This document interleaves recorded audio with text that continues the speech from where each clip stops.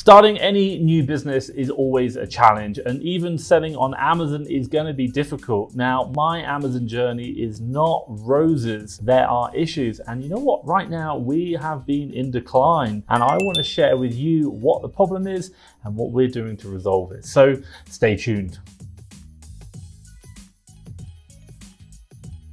Right, if you don't know who I am, my name is Thomas Parkinson, and I've been selling on Amazon now doing online arbitrage for the last 4 years. Now in the UK, we've done 7 figures in sales over the last 12 months, and obviously recently started in the USA, and hopefully looking to expand in the near future if I can solve today's problem. Now, if you want to understand how I've done it and what I've done during that journey and what I'm learning, then make sure you hit the subscribe button down below, and you're going to be notified every single time I release a new video.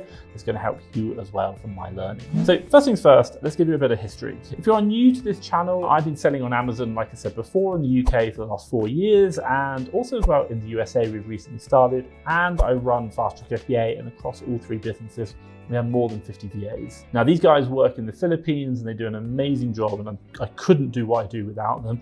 And also as well, in the UK, we've recently broken the £1 million in sales in the last 12 months. It's about 1.4 million US.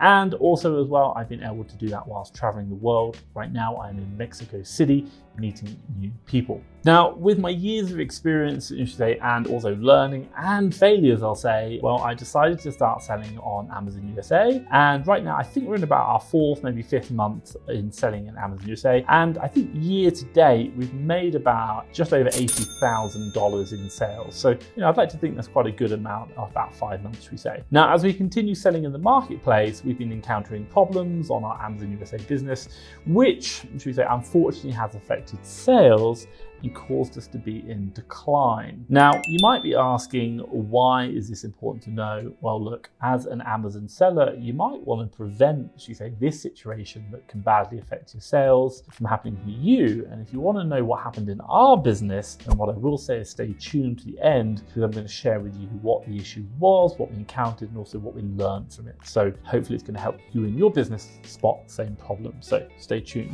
I'd like to ask you the question, how's your Amazon business going? Is it good? Is it great? Or is it maybe it's bad? Let me know in the comments down below. If maybe you've got a problem, if I can help you, drop that as well. I'll see what I can do.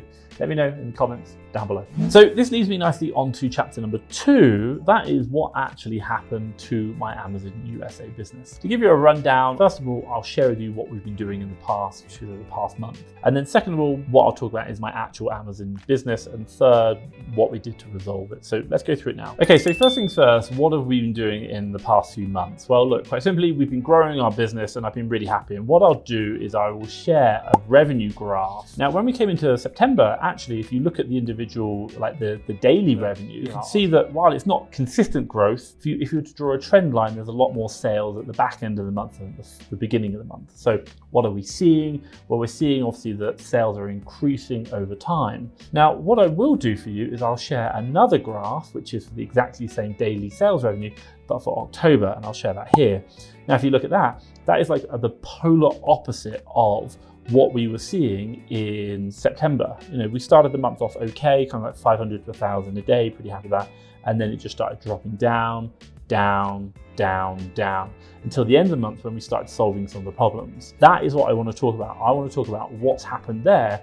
We were going up, up, up, and then it just started crashing down, down, down. And that is something that can happen to anyone. Now, during that October period, what happened? Well, quite simply, we had to find out what was happening. And we just saw it in our daily sales revenue. It was going down, down, down. And we were worried. Basically, during our discovery, during our investigation into this problem, what did we discover? Well, quite simply, we looked at all the statistics across our business. And what we identified is that while we had stock in the global business across supplier, warehouse, and Amazon, actually, none of that stock was really in Amazon's warehouses. And if it isn't in Amazon's warehouses, we're not making sales. So where was it? It was all in the warehouse. Now, we thought that that stock would go from the warehouse to Amazon's warehouses quite simply, but it didn't. Why? The warehouse had quite simply stopped delivering the stock to Amazon.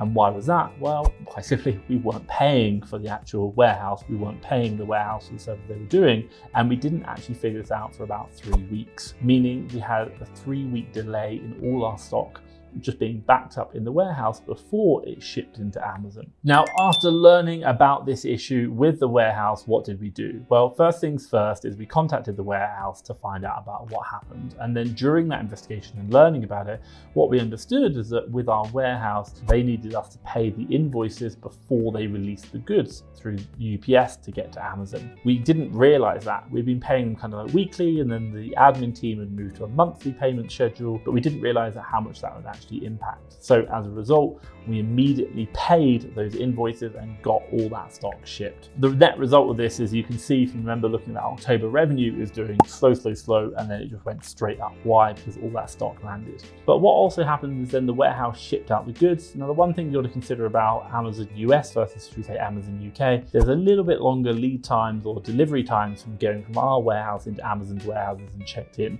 just because of the geographic size of Amazon. Now, the one thing which I'll say is that stock is going into Amazon's right now, and I think probably about 30% of all that stock is actually being checked in and fully listed. But some of that stock actually will, by Amazon's own shipment, time, what they state when it will be checked in, could even be up to December the 18th, which is incredibly far in the future.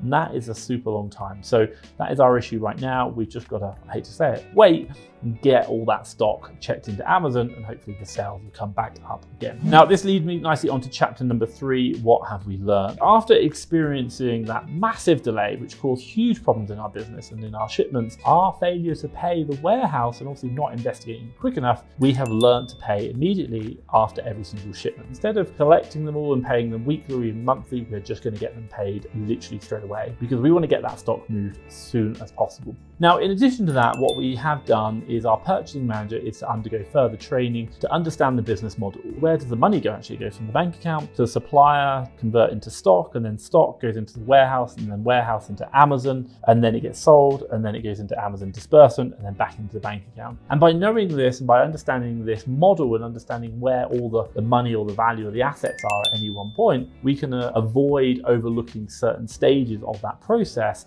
and ensure that the money or the assets are moving as quickly as possible through that loop, that cycle, and obviously the stock is moving accordingly. Now, not only that, we're taking into account the continuous monitoring of our stock levels in Seller Central, but also as well in our warehouses as well. And also, we want to be reminded if we have enough stock left to sell, make sure that we are buying and shipping to the warehouse, and also getting the warehouse to ship it into Amazon ASAP, because we don't make money in the warehouse. Now, aside from, our delay in making payments, which also affected our sales, there are other factors that we've learned about this that also caused low sales. First things first is that obviously by having less product, we had a lower percentage buy box. Now, if you don't know about the buy box, probably much about 90% of all sales come from the buy box, and having a low buy box percentage really affected our sales. So we're going to keep an eye on that percentage as well over time and just monitor that. Now, the second thing we're going to look at is we had 1 week of no purchases. My purchasing manager was off sick at that time, so we kind of expected a delay, in like payments, in maybe shipments. We expected there'd be a delay in revenue, but because we expected that, we didn't keep looking into